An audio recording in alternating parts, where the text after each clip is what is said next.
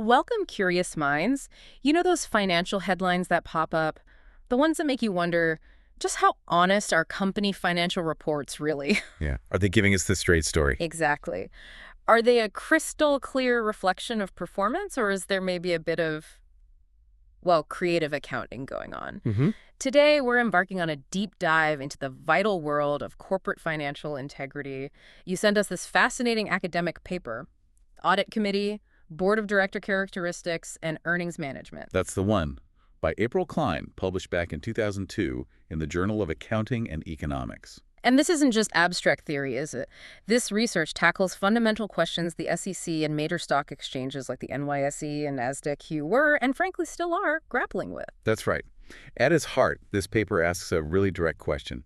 Do the specific characteristics of a company's audit committee and its overall board of directors actually influence how much a firm engages in something called earnings management?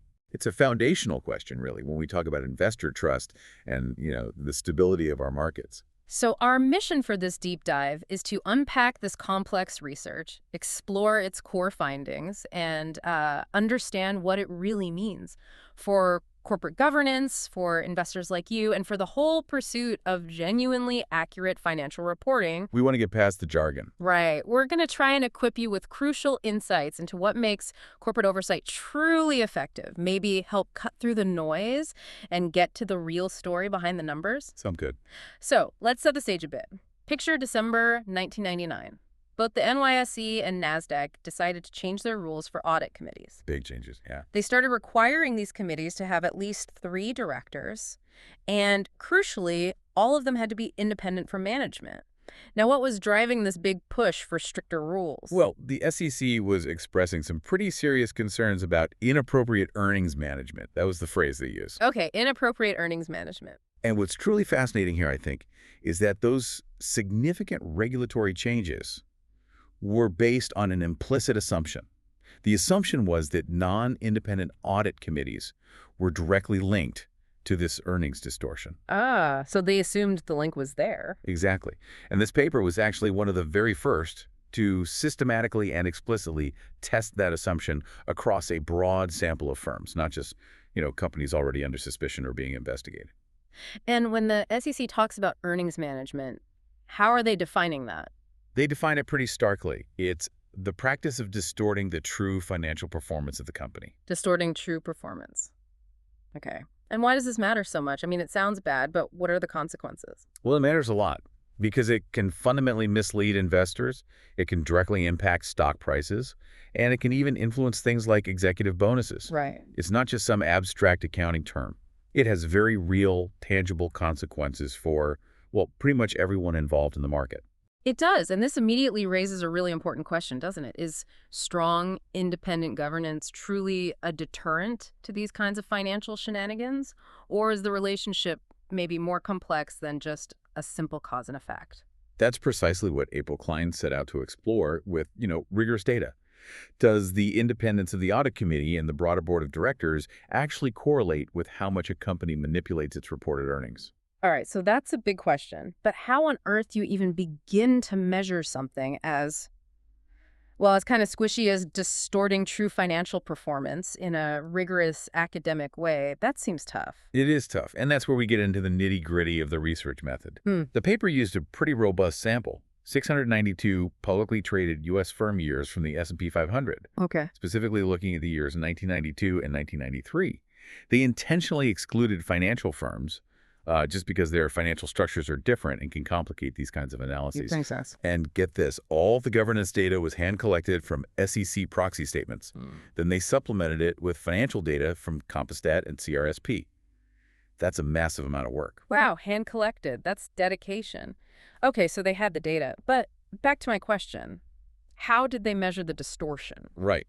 So to address that, they used a very specific proxy called abnormal accruals. You might see it abbreviated as AAC. Abnormal accruals. Okay, so think of accruals generally as non-cash adjustments companies make to their revenue and expenses. Things like depreciation or accounts receivable, that sort of thing. Okay, got it. The abnormal part is the unexpected portion of those adjustments. It's the part that you can't really explain just by normal business operations or industry trends. Ah, the bit that stands out. Exactly. The higher the absolute value of these abnormal accruals, the more likely it is that a firm is engaging in some form of earnings management. It's kind of like an accounting fingerprint, if you will, showing those discretionary choices management might be making. So if they just looked at total accruals, that might just reflect normal business stuff like growth or cycles, right? How did the researcher make sure they were only capturing that unexpected or discretionary part? That seems key. You're hitting on a crucial point. Yeah, absolutely key. To make sure this measure truly reflected management discretion Hmm. and not just, inherent business variability or industry norms, the researcher used a sophisticated statistical approach. It's known as the matched portfolio technique. Matched portfolio. Okay, how does that work simply? Well, imagine you have your company. Instead of just looking at its accruals in isolation, this technique allowed them to compare that company's accruals to a whole group of very similar companies, same industry, similar size, similar growth rates, that kind of thing. Like finding its peer group. Precisely. By comparing like with like, they could essentially filter out all the normal expected fluctuations. What was left over, that abnormal part, was the portion that strongly suggested it came from management's deliberate accounting choices. It's a really important piece of academic rigor, trying to isolate the specific variable they wanted to study the earnings management. That makes a lot more sense. It's like trying to figure out if your car is unusually fast, not just because it's a sports car, but compared to other sports cars of the exact same make and model. Exactly. That's a great analogy. You're trying to find the deviation from the expected norm that points to a specific influence, in this case, management choices. Okay, so that's how they measured the management side. Now, let's talk about how the paper defined independence for the directors, because that's not always as simple as it sounds either, is it? No, it's definitely not. They clarify different categories. First, you have the straightforward insiders, just current employees of the company. Simple Okay. enough. Right. Then you have the outsiders, or independent directors. Ideally, these folks have no ties to the firm beyond simply being a board member. That's the ideal. But then there's that tricky middle ground, the gray area, right? The affiliated or gray directors. Exactly. And these are fascinating because they're not current employees, but maybe they're past employees Yeah. or relatives of the CEO. Or they might have significant business relationships or transactions with the firm. Oh, Or well, maybe sure. they sit on interlocking boards with the company's executives. There are lots of ways affiliation can happen. So how did the study handle these different levels?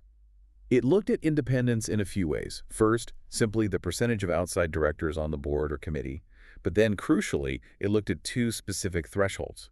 Hmm. Having 100% outside directors versus having just a majority, so 51% or more of outside directors. Interesting. Testing those thresholds. Yeah, because it really raises the question of what level of independence truly matters in practice and how effective it actually is when you dig into the data beyond just the definition on paper. It does make you wonder if these definitions, even with all that academic rigor, truly capture the full nuance of, human influence and relationships in a boardroom. An affiliated director might feel independent or they might not. It's not always black and white. Yeah. It's, well, gray, like the name says. You've absolutely got it. It's a persistent challenge in governance research. How do you perfectly quantify those subtle dynamics? But by testing these different thresholds, majority versus 100%, Klein's paper really helps us understand where the practical impact of independence seems to lie, at least regarding earnings management. It moved beyond just the theory. All right, so after all that careful setup, the hand-collected data, the matched portfolios, defining independence, what were the big results? Where did the aha moments happen? Okay, this is the really interesting part. The most compelling finding, I'd say, was a clear negative relationship between audit committee independence and those abnormal accruals. For a negative relationship, meaning more independence, less funny business with the numbers. Put simply, yes. The more independent an audit committee was, the consistently less earnings management was observed based on that abnormal accruals measure. Wow, so it actually works. That's a huge validation for the idea of independence, isn't it? These watchdogs really do seem to make a difference. How strong was that effect? It was quite pronounced. The study found, and I'm quoting loosely here, that reductions in board or audit committee independence were accompanied by large increases in abnormal accruals. Okay, so when independence went down, manipulation went up. Right. And even more specifically, the most significant increases in earnings management occurred when either the main board or the audit committee dropped below that threshold of having a majority of outside directors. Ah, the majority threshold again. Exactly. It suggests there's this critical point for effective monitoring, and that point appears to be having at least a majority of independent directors. It's about keeping that balance from tipping too far toward management influence. Now, here's where it gets maybe counterintuitive, especially given that regulators often seem to push for the absolute strictest rules. The study found no significant difference in abnormal accruals between firms with wholly, like 100%, independent audit committees and those that simply had a majority of independent directors. Yeah, that is a surprising twist, isn't it? It really challenges that assumption that more independent is always automatically better when it comes to stopping earnings management, doesn't it? It absolutely does. It's a fascinating finding. Mm. And if you connect this to the bigger regulatory picture, it suggests that maybe striving for 100% independence, while it sounds good, might be an overly stringent or perhaps even costly requirement for companies. Without providing a clear additional benefit, at least not in reducing this specific measure of earnings management. Exactly. A robust majority of independent directors seems to be the critical factor, the point where you see the real impact. It's about effectiveness and hitting that tipping point, not necessarily just achieving maximum possible stringency on paper. That makes me wonder, though, are there maybe other arguments for the 100% rule that this paper might not have captured? Even if the data doesn't support it specifically for earnings management, maybe other governance aspects? That's a really good question. And yes, absolutely. While this paper focused very specifically on earnings management via abnormal accruals, you could certainly argue that 100% independence might offer benefits in other areas. Hmm. Things like strategic decision-making or setting executive compensation fairly, or even just the reputational benefits to the firm. Okay. But for this core issue, the oversight of financial reporting quality, this study strongly suggests that the marginal benefit of going from a strong majority to 100% might be limited. Gotcha. And the paper didn't just look at snapshots in time, right? It also examined changes over time. That often provides even stronger evidence. Yes, they did. And that analysis found a very compelling pattern. Firms that changed their boards or their audit committees from being majority independent down to minority independent. So losing that majority. Exactly. Those firms had significantly larger increases in abnormal accruals compared to similar firms that didn't make such a change. Wow. This provides really powerful support for the whole hypothesis that independent boards and audit committees are indeed effective monitors. When that governance structure weakens below the majority threshold, earnings management seems to creep up. It's a pretty clear real-world validation of the underlying theory. Okay, so those are the main findings. Strong link between majority independence and less earnings management, less clear benefit for 100%, and changes over time confirm the effect. Did the paper uncover any other, maybe more subtle nuances? It did. For instance, the association between earnings management and whether a major shareholder, like a 5% blockholder, sits on the audit committee or the level of CEO shareholdings, those results were a bit unclear. They kind of varied depending on the specific statistical model used. So not as straightforward. Right. It suggests maybe the relationship there is more complex Yeah. or perhaps not as directly impactful as the overall board and audit committee composition we've been discussing. However, one intriguing finding that did stand out was a positive relationship between earnings management and whether the CEO also sits on the compensation committee. The CEO on the committee deciding pay. Exactly. And this resonates with some other research that's explored how CEOs might sometimes strategically manage earnings expectations, perhaps even manage them downward temporarily. Why downward? Well, potentially right before they receive stock option awards. If the earnings baseline is lower or the stock price is temporarily suppressed, the options granted might be cheaper or have more upside potential later on. Huh. That compensation committee link is fascinating. Does that layer of individual motivation complicate our understanding of governance? Or does it maybe clarify things by showing us where specific vulnerabilities might lie? I think it does both, actually. It certainly adds layers of complexity, right? But in a very insightful way. Academic research often uncovers these deeper interplays. It shows that governance isn't just one single thing, but an intricate system with lots of moving parts. The CEO compensation link, for example, highlights how deeply individual incentives can interact with and sometimes even challenge broader governance structures. And that can influence the integrity of financial reporting. It's this constant dance between oversight and motivation. Okay, so pulling it all together.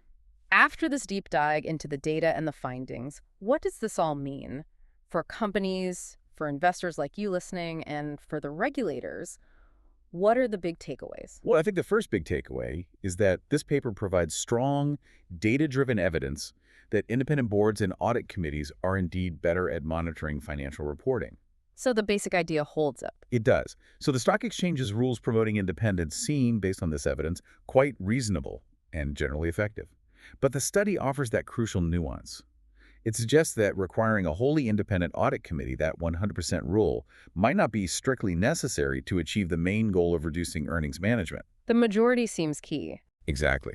A robust majority of independent directors appears to be the effective threshold where you get the most significant bang for your buck, so to speak, in terms of oversight benefits related to earnings management. So if you're an investor listening, this really highlights the importance of looking beyond just the headline numbers.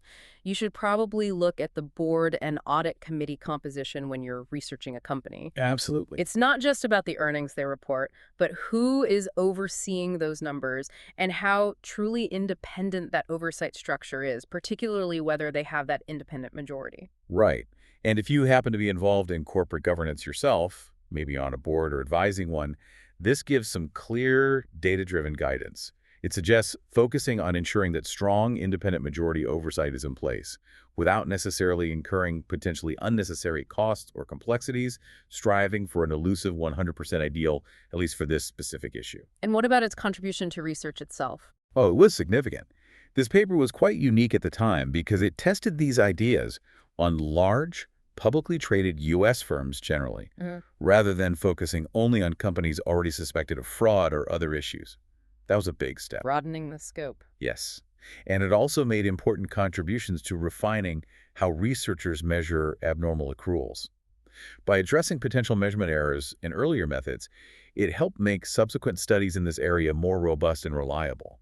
It really moved the field forward methodologically as well.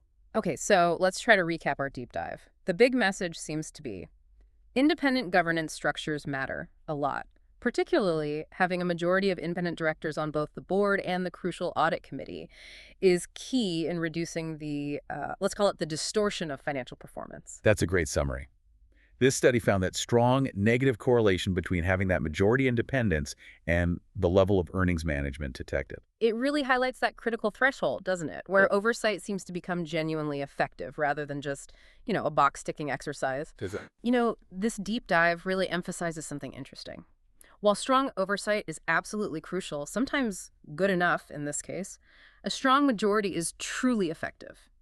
Pushing for absolute 100% stringency doesn't always seem to yield additional measurable benefits, at least not for every single aspect like earnings management. That's right. It really makes you wonder, given findings like these, why do regulatory bodies sometimes push for the absolute most stringent rules, like that 100% independence, rather than maybe focusing on ensuring everyone meets the practical thresholds where the data shows the real impact is happening? That's a profound question, and it touches on broader debates about regulation, costs, and benefits. And it raises a critical point for all of us, really. What other areas of corporate governance, or maybe even public policy, might benefit from similar rigorous data-driven analysis to really distinguish between oversight that's truly necessary and effective versus requirements that might impose burdens without clear corresponding benefits? Finding that balance. It's a constant, vital balance to try and strike.